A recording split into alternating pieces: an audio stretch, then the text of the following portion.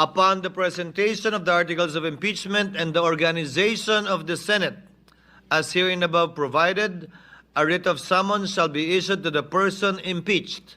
reciting or incorporating said articles and notifying her to appear before the Senate on a day and at a place to be fixed by the Senate and named in such writ, and to file her answer to the articles of impeachment within a non-extendable period of 10 days from receipt thereof, to which the prosecutors may reply within a non-extendable period of 5 days therefrom, and to stand to and abide by the orders and judgments of the Senate.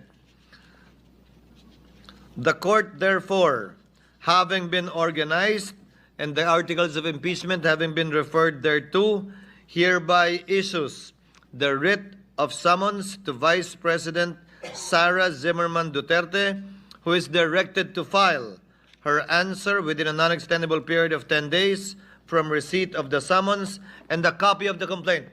pursuant to Article 7 of the impeachment. Oo, hindi ko na pipilit sa mga Duterte supporters, no, dahil alam ko at nararamdaman